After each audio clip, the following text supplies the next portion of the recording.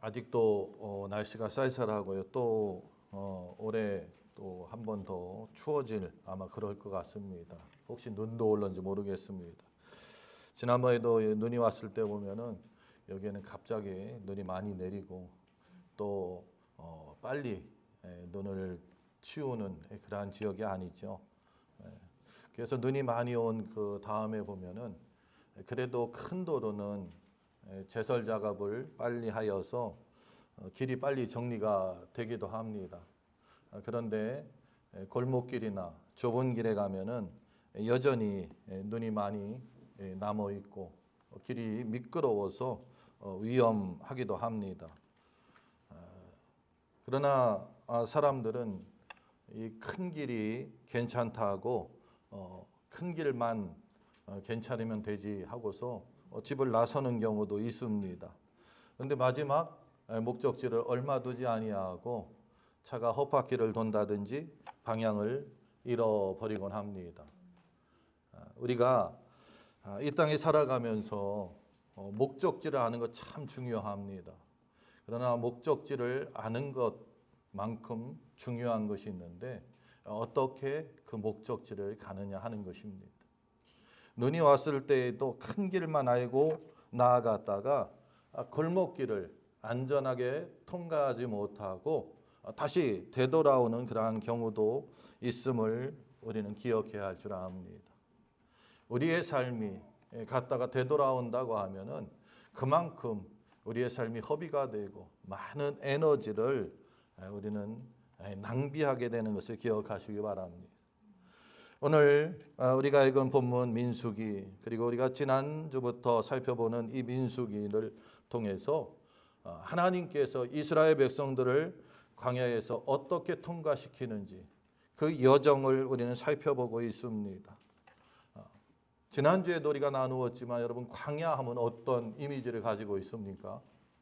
광야 하면은 길도 찾기 어렵겠지요. 물도 찾기 어려울 겁니다. 뿐만 아니라 낮에는 아주 뜨겁고요. 밤에는 또 추워요. 참 신기하더라고요. 우리가 한국에 있을 때 보면 낮에 뜨거우면은 보편적으로 밤에도 더운데 이 광야, 사막 이러한 곳은 낮에는 뜨겁고 밤에는 추운 그러한 척박한 땅입니다. 우리의 삶도 이 광야 같은 그러한 삶을 만날 때가 참 많이 있습니다. 우리가 예상치 않은 경제적인 그러한 어려움을 만나기도 하고요. 그런가 하면은 좋은 관계의 사람들이 어느 날 그 관계의 위기를 우리가 겪기도 합니다. 가족 간에도 그 자녀와 부모의 갈등이 있고요. 미래에 대한 불안감이 또 순식간에 찾아오는 것이 우리의 인생입니다. 그래서 우리가 흔히 내 인생이 광야 같다 하는 그런 말도 합니다. 워낙에는 이 민수기를 통하여서 광야 같은 그 인생을 우리가 어떻게 헤쳐나가는지 잘 배워서 믿음으로 승리하는 우리 아이칸소 한인 침례교회 사랑하는 지체들 되시기를 주의 이름으로 축복합니다. 민수기 전체의 그 핵심 내용은 하나님은 광야에서 당신의 백성을 훈련시킨다는 것입니다. 때로는 이 백성들이 하나님을 믿지 않고 불신하고 반역하지요. 그러면 하나님께서 꾸짖기도 하고 책망하시기도 합니다. 그런가 하면은 어떠한 때에는 반역하고 또 하나님을 떠난 그러한 백성들을 은혜로 품어주실 때도 있습니다. 책망도 하고 품어주시기도 하고 바르게 하기도 하고 또 회초리를 들기도 하고 이렇게 하면서 하나님께서는 이 백성들을 거룩한 백성으로 만들어 가시는 것을 우리는 알 수가 있습니다. 그래서 민수기를 보면서 우리가 분명히 기억해야 할 것은 무엇이냐? 이 광야에서 하나님께서 이스라엘 백성들을 어떻게 살게 하시는지, 좀 주체적으로 보면 이스라엘 백성들이 어떠한 마음으로 광야에서 살아가야 하는지, 그리고 하나님은 누구신지를 배우는 것이 민수기의 말씀입니다. 지난 시간에 우리가 1장을 보면서 광야의 그 훈련 첫 번째 단추로 인구조사하는 것을 같이 나누었지요. 그래서 하나님은 이스라엘 백성들을 숫자로 세지 않는다고 하였습니다. 그 사람들의 이름을 부르신다는 거예요. 개별적으로 만나시고 개인적인 그러한 교감, 교제가 있다는 것입니다. 흩어진 군중 많은 사람 중에 하나가 아니라 너 한 사람, 그 이름을 부르시는 것을 우리가 살펴보았습니다. 이것은 하나님과의 관계 속에서 정체성을 회복시켜주는 그러한 말씀이고요. 오늘 2장의 말씀은 이제 정체성을 회복한 이 이스라엘 백성들이 어떻게 살아야 하는가에 대해서 가르쳐주고 있습니다. 2장은 1절부터 34절까지 이스라엘 백성들이 어떻게 그들이 텐트를 치고 어떻게 행진하고 하는 것들을 가르쳐 주는데 이게 복잡한 것 다 필요 없고요. 중요한 것은 이 중심, 이스라엘의 중심이 누구냐 하는 것입니다.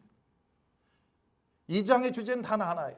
그 중심에 바로 성막이 있다는 것을 우리에게 가르쳐 주고 있다는 것입니다.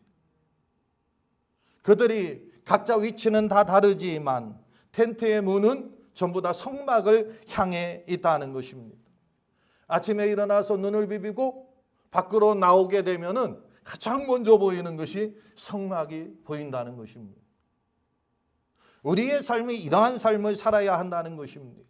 광야 같은 인생을 살지만 우리가 흔들리지 아니하고 이 땅에서 올바른 길을 가고 승리하기 위해서는 아침에 눈을 뜨고 우리는 성막 되시는 주님의 임재를 우리는 경험해야 한다는 것입니다.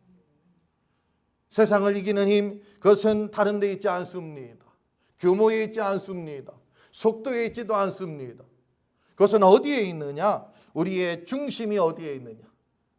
영적 질서가 바로 세워졌느냐, 그렇지 않느냐에 따라서 우리가 승리할 수 있느냐, 그렇지 않느냐가 달려 있다는 것입니다. 그래서 저는 오늘 2장을 중심으로 우리가 성막 중심의 삶을 살아가기 위해서 어떻게 해야 하는지, 그리고 하나님이 우리를 어떻게 부르셨는지 같이 나눠보고자 합니다. 먼저 하나님은 우리 각 사람을 자기 자리에 세우신다 하는 것을 우리는 먼저 살펴볼 수가 있습니다. 1절 2절 말씀인데요, 같이 읽습니다. 함께 읽겠습니다. 여호와께서 모세와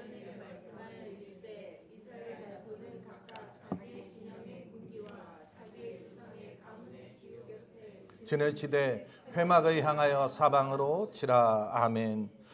이 말씀에 보면 하나님께서 이스라엘 백성들을 향하여서 가장 먼저 하신 일, 그것은 광야에서 하나님의 백성이 무너지지 않고 넘어지지 않고 약속의 땅을 향하여서 전진할 수 있도록 세우신 가장 먼저 하신 것은 무엇이냐? 질서를 세웠다는 것입니다. 한 사람 한 사람 자신의 위치를 지정해 주었다는 것입니다. 오늘 이렇게 말씀하고 있죠. 이 말씀에 보니까 각각 자기의 진영의 군기와라고 말씀하고 있습니다. 각각, 어찌 보면 지난주의 말씀이 그대로 연결되는 말씀입니다. 이스라엘을 한 뭉텅이로 어떤 덩어리로 생각하지 않았습니다. 각각 개별적으로 각각 한 사람 한 사람, 한 지파 한 지파 그 자리를 하나님은 지정해 주시고 그곳에 세워두셨다는 것입니다. 왜 그랬을까요? 자리를 잃는 순간 하나님을 잃어버리기 때문에 그렇습니다. 내 위치를 놓치는 순간 우리는 하나님과의 관계가 무너지기 때문에 그렇습니다. 각각 자기의 조상의 가문의 기호 곁에 진을 치라 하고서 말씀하고 있습니다. 각각 자기 조상의 가문의 기호, 이 기호라는 것은 깃발과 같은 것을 이야기합니다. 이 깃발이라는 것을 우리가 잘 알다시피 많은 사람들이 있을 때 그 깃발은 우리가 깃발을 중심으로 모일 수 있게 하는 거죠. 방향을 정해주지요. 여러분 혹시 단체 여행 가보신 적이 있죠? 우리가 가는 단체 여행, 그 여행지에 가면 우리만 있는 것이 아닙니다. 수많은 사람들이 와 있습니다. 우리를 안내했던 그 인도자가 누군지도 모르는데 그럼에도 불구하고 우리는 길을 잃어버리지 않습니다. 이유는 무엇입니까? 우리의 깃발을 알기 때문에. 그런데 오늘 성경이 뭐라고 말씀하고 있습니까? 조상의 가문의 기호, 그 깃발을 보고 자기 위치를 알으라는 것입니다. 우리가 좀 멀리 떨어져 있는지, 그렇다고 하면 빨리 가까이 다가가야 되겠죠. 깃발이 어디로 움직이는지. 광야에 길도 없고 물도 없고 방향도 알 수 없는 그 광야에서 우리가 흩어지지 않고 불안해하지 않도록 주님께서는 너는 내 백성이라 선포하시는 것이 바로 이 말씀을 통해서 우리가 알 수가 있습니다. 하나님이 이렇게 주신 것, 우리의 자리를 지정해 주신 것, 그것은 우리를 어렵게 하고 올가매려고 하는 울타리가 아니라는 것입니다. 이것이 울타리라고 하면은 그 울타리는 우리를 보호하기 위해서 주신 울타리라는 거예요. 힘들게 하려고 준 것이 아니라 보호하려고. 그리고 또 뭐라고 말씀하고 있습니까? 회막을 향하여 사방으로 진을 치라. 각각 자기 자리에서 있지만 그 방향을 정확히 가르쳐 줍니다. 우리의 자리, 편안한 자리에서 편하게 쉬고 너희의 편리함을 추구하라는 것이 아니라 그 자리가 맞지만 방향은 분명해야 한다는 것입니다. 그 방향이 어디입니까? 회막이죠. 우리가 살아가는 장소는 다르고 그 방향이 설령 다르다 할지라도 시선은, 그 중심은 회막이어야 한다는 것입니다. 하나님은 백성들의 위치와 그들의 방향을 정해 주셨습니다. 이것은 그들끼리 모여서 서로 경쟁하라고 주신 것이 아닙니다. 회막을 향하여서 살아야 한다는 하나님의 말씀이고 명령인 것을 기억하시기 바랍니다. 광야 같은 이 세상에서 우리가 사람을 바라보게 되면은 서로 비교하게 됩니다. 비교하면은 불평이 생길 수밖에 없습니다.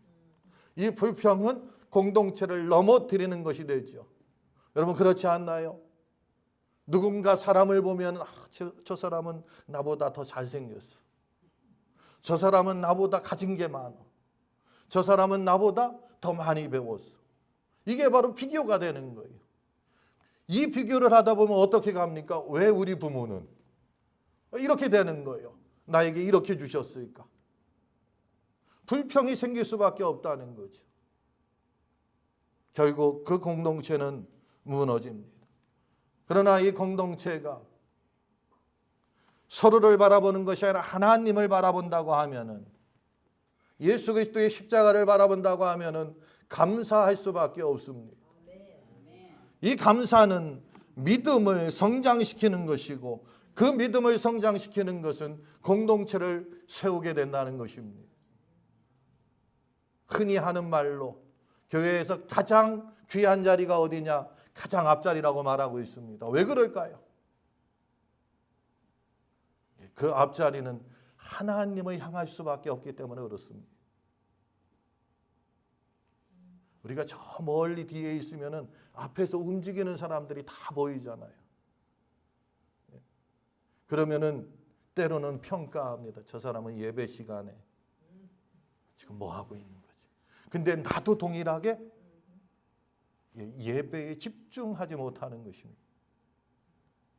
하나님 앞에 포커스를 맞추고 하나님과 우리 사이에 그 어떠한 것도 존재하지 않게 하는 것, 이것이 지금 하나님께서 질서를 주신 그러한 목적이라는 것입니다.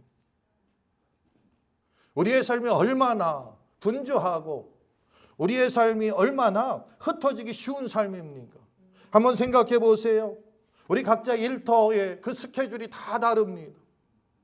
뿐만 아니라 우리 자녀들의 활동도 엄청나게 많습니다. 아침부터 저녁까지. 그리고 그것도 제각각입니다. 뿐만 아니라 우리는 각자의 살아가는 방식도 다르고 삶의 자리도 서로 다릅니다. 뿐만 아니라 우리는 이민의 삶을 사니까 이 언어와 문화로 인하여서 또 어려움도 겪고 있습니다. 그래서 때로는 이 공동체의 자리를 귀하게 여기지 않을 때가 참 많이 있죠. 나 하나쯤이야. 오늘 한 번쯤이야. 나도 모르게 듣는 우리의 생각이라는 것입니다. 그런데 주님은 오늘 본문을 통해서 우리에게 분명히 가르쳐주고 있습니다. 각자 자기 자리에 서라. 이것은 하나님이 우리에게 주고자 하는 하나님의 선물을 가지고 부르시는 초청임을 기억하시기를 바랍니다. 그래서 여러분 각자의 자리에서 여러분 자리를 다시 확인하시기 바랍니다. 정말 하나님께서 세우신 그 예배의 자리에 있는지, 하나님께서 우리를 초청하신 그 기도의 자리에 있는지, 하나님께서 우리에게 말씀하신 그 섬김의 자리에 있는지, 만약 그 자리에 있다고 하면 여러분 잘하셨습니다. 그리고 그 자리를 놓치지 않길 바랍니다. 그러나 그 자리가 아니라고 하면 여러분 오늘 이 시간 말씀을 통하여서 결단하여 그 자리로 서는 하나님의 사람들 되시기를 주의 이름으로 축복합니다. 오늘 우리에게 주시는 두 번째 교훈은 하나님은 공동체의 중심을 성막에 두신다는 것입니다. 17절 말씀 함께 읽습니다. 같이 읽겠습니다. 그 다음에 회막이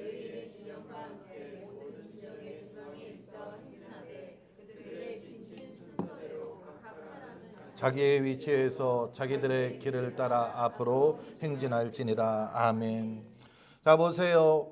동서남북 이스라엘 지파별로 그 자리를 정해 주었습니다. 그런데 중앙에는 무엇이 있느냐? 그 중에 리더가 되고 그 중에 가장 영향력 있는 그러한 지파를 세운 것이 아니고 중앙에는 성막을 두었다는 것입니다. 힘 있는 지파도 아닙니다. 그렇다고 약한 지파를 보호하기 위해서 세운 것도 아닙니다. 중앙에는 성막이 있다는 것입니다. 교회가 무너지지 아니하고 교회 공동체가 무너지지 않는 가장 중요한 것은 하나님 중심으로 나아가야 합니다. 하나님 말씀 중심으로 나아가야 합니다. 다른 것은 무너질 수밖에 없습니다. 사람의 생각으로 세워진 교회는 무너질 수밖에 없습니다. 사람의 말이 또 사람의 생각이 앞서는 교회는 무너질 수밖에 없습니다. 그러나 하나님의 생각, 하나님의 계획이 중앙에 있다고 하면 절대로 무너지지 않는다는 것입니다. 이 중앙이라는 것, 가장 중요한 것, 핵심이라는 것을 이야기하죠. 그래서 거기에 무엇이 있느냐가 그 공동체, 그 교회에 나아갈 길, 그리고 그 교회를 정의한다는 것입니다. 교회에 모여서 회의할 때마다 우리 교회는 돈이 이만큼 부족하니까 이만큼 필요하다. 우리 교회는 돈이 이만큼 더 있어야 된다. 돈 하면은 돈이 그 교회를 끌어갈 수밖에 없습니다.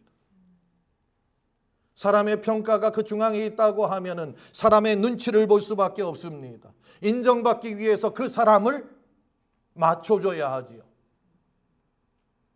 하나님이 원하시는 것은 그러한 것이 아니라는 것입니다.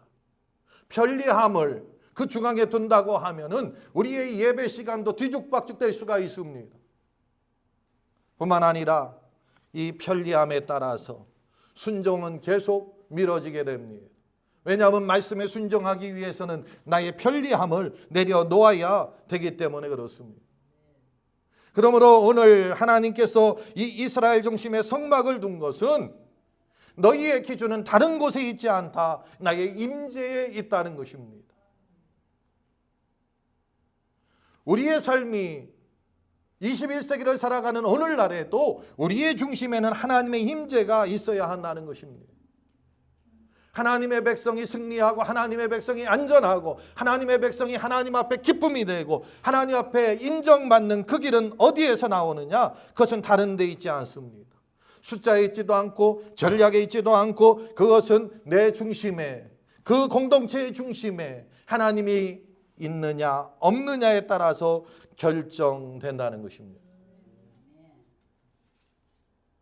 오늘 말씀해 보니까 이 성막은 텐트 치고 머물 때에만 중심에 있었던 것이 아닙니다. 그들이 친 순서대로 각 사람은 자기 위치에서 자기들의 길을 따라 앞으로 행진할지니라. 앞으로 나아갈 때에, 행진할 때에, 그때에도 모든 진영의 중앙에 있어 행진하되 성막이 중앙에 있어야 한다는 것입니다. 가만히 있을 때가 아니라 나아갈 때에, 우리가 예배 드릴 때에는 하나님이 우리의 중심입니다. 그러나 월요일부터 토요일까지 우리의 삶 가운데에 하나님이 중앙에서 밀려난다고 하면은 역시 우리는 하나님을 중심에 두고 살아가는 것이 아닙니다. 주일날만, 예배 시간에만 하나님이 나의 중앙에 있다고 하면 우리는 하나님을 이용하고 있는 것입니다. 행진 중에 이스라엘 백성들이 뒤처지거나 또한 너무 앞서가면 어떤 일이 일어났을까요? 아마 주변에 이스라엘 백성들이 옮기고 새로운 나라를 세우는 것을 미워하고 싫어하고 질투하고 불평하고 그것을 반대하는 그러한 민족들이 처지면은 처진 사람들을 잡아서 죽이겠죠. 앞서면은 앞선 사람들을 잡아서 죽이겠죠. 앞에서 치고 뒤에서 치고 옆에서 치고 잡고 쫄아들고 그리고 만만해지면은 통째로 삼키려고 할 것입니다. 앞서서도 안 되고 뒤서서도 안 됩니다. 광야에서는 그들의 보폭을 하나님의 그 성막에 맞추어야 한다는 것입니다. 오늘날 우리의 삶의 보폭도 마찬가지입니다. 내 생각대로 앞서서도 안 됩니다. 내 생각대로 뒤쳐져도 안 됩니다. 하나님의 임재에 보조를 맞추어서 나아가야 한다는 것입니다. 그런데 우리는 뒤처지게 하는 그러한 우리의 삶의 요소들이 너무나 많이 있습니다. 여러분, 직장으로 인하여서 뒤처지게 하는 그러한 요소들이 있습니다. 가정으로 인하여서 자녀들 때문에, 현실 때문에 우리를 뒤처지게 하는 그러한 요소들이 참 많이 있습니다. 이런 것으로 인하여서 주의 임재를 주변으로 밀어낸다고 하면은 우리는 길을 잃어버릴 수밖에 없습니다. 그러나 이럼에도 불구하고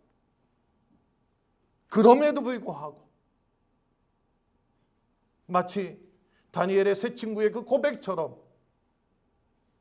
그리하지 아니하실지라도, 그럼에도 불구하고 우리 하나님이 우리 삶의 중앙에 고정되어 있으면 환경이 아무리 바뀐다 할지라도 우리는 흔들릴 수는 있지만 넘어지지 않는다는 거예요.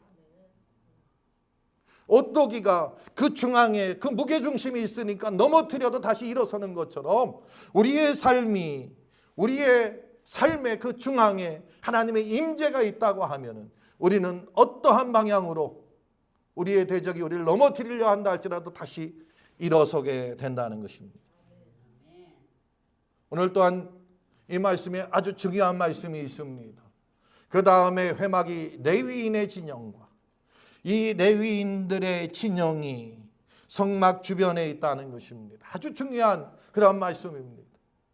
그것은 무엇이냐? 이스라엘이 행진하면서 그들이 이 행진에서 가나안까지 가는 동안 그 안전은 숫자에 있지 않다는 것입니다. 무력에 있지 않다는 것입니다. 군사력에 있지 않다는 것입니다.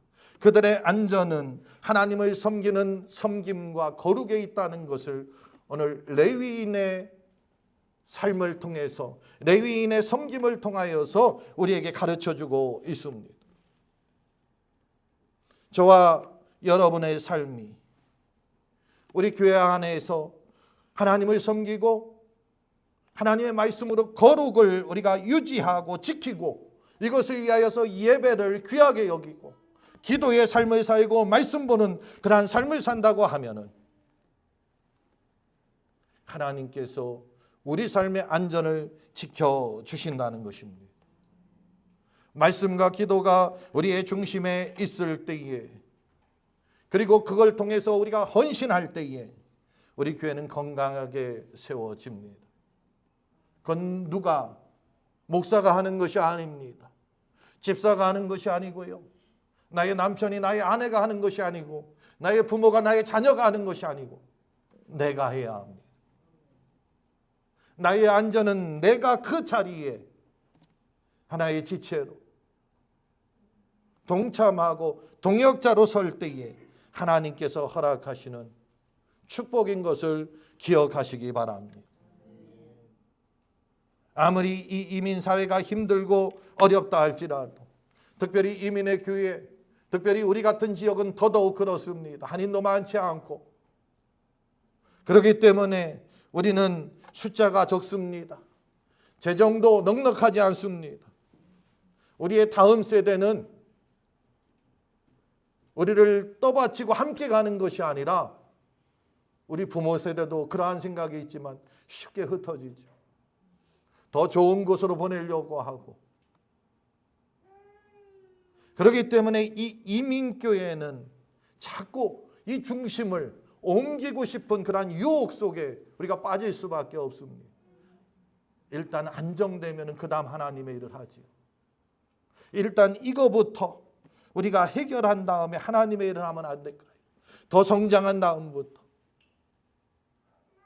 그러나 하나님이 원하시는 것은 그게 아니에요. 예수 그리스도를 영접한 그들, 예수님께서 그들에게 가장 먼저 주신 말씀은 네가 가서 전파하라는 것입니다. 우리가 주의 일에 힘쓰고 나아갈 때에 주님께서는 우리의 일을 책임져 주신다고 성경은 우리에게 가르쳐주고 있습니다. 그래서 먼저 그의 나라와 그의 의를 구하라. 그리하면 이 모든 것을 너에게 더하시리라. 사랑하는 성도 여러분, 우리가 믿음의 사람이라고 하면 하나님 나라와 하나님의 영광을 위하여서 충성하고 헌신하는 귀한 일에 그 무엇보다도 앞장서야 될 줄 믿습니다. 오늘 우리에게 주시는 세 번째 교훈은 순종은 질서를 유지하고 공동체를 전진시킨다는 것입니다. 34절 말씀 함께 읽습니다. 이스라엘 자손이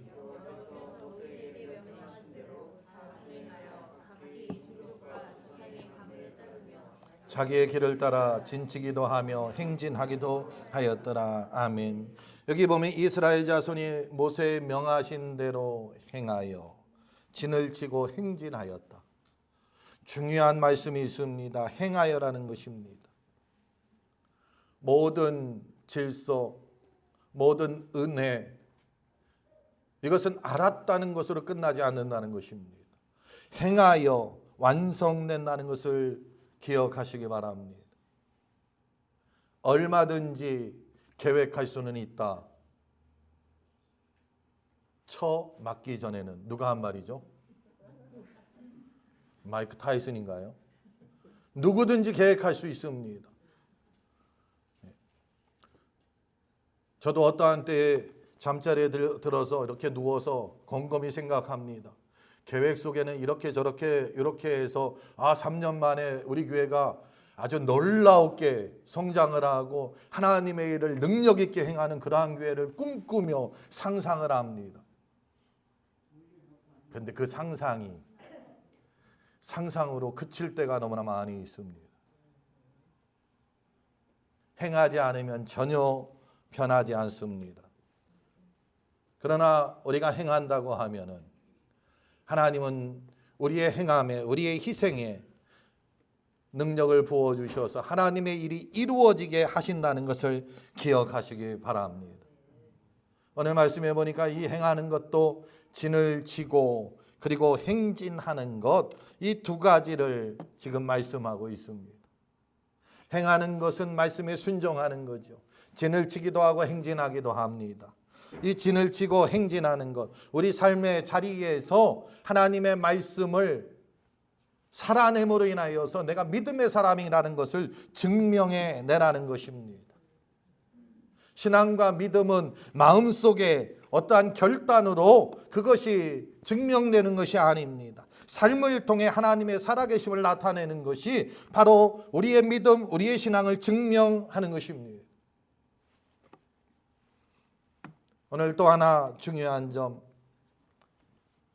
우리가 민수기를 읽어보면 더 읽어보면 알겠지만 이스라엘 백성들은 무수히 넘어지고 무수히 불평과 원망으로 하나님 앞에 불순종하는 모습을 보입니다. 그럼에도 불구하고 하나님은 순종의 질서를 주셨다는 거예요.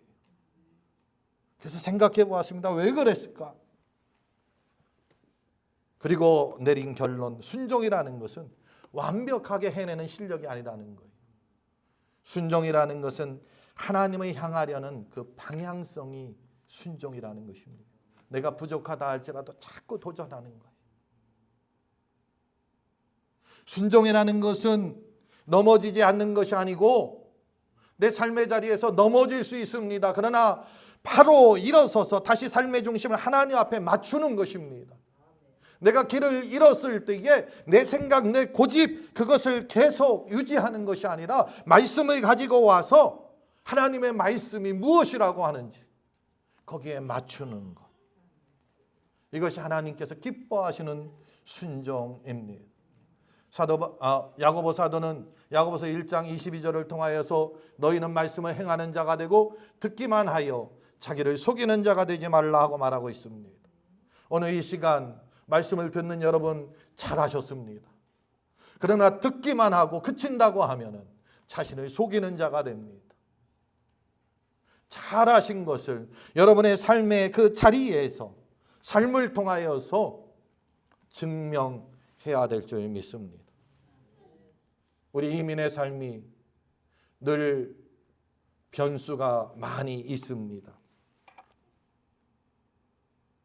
그렇기 때문에 우리는 이 변수를 줄이기 위해서 무엇인가 자꾸 쌓아두려고 하는 그러한 성향이 있습니다. 그래서 좀 더 여유가 되면, 상황이 좋아지면, 그러나 그러한 생각과 그러한 삶을 사는 동안 나의 중심은 성막에서 나에게 옮겨진다는 것을 기억하시기 바랍니다. 앞에서 말씀드렸듯이 이 중심이 옮겨지면 우리는 길을 잃어버릴 수가 없습니다. 지금 하나님은 오늘 말씀을 통해 저와 여러분에게 묻고 있습니다. 지금 너는 무엇을 하느냐? 내 중심이 어디에 있느냐? 바라기는 오늘 말씀을 통하여서 우리의 삶의 기준을 하나님 앞에 세워서 예배의 그 삶의 기준을 두어서 우리의 일정 중에 하나를 바꾸시길 바랍니다. 예배에 참여하는 것. 우리의 삶의 기준을 기도에 두어서 짧게라도 기도하는 시간을 갖는 저와 여러분 되기를 소원합니다. 내 삶의 기준을 하나님께서 나에게 맡기신 그 섬김, 그 충성에 두어서 힘들고 어렵지만 나의 편리함의 자리에서 일어나야 되지만 그 한 가지를 순종하는 저와 여러분 되기를 주의 이름으로 축복합니다. 우리 다 같이 일어나셔서 함께 찬양하시겠습니다.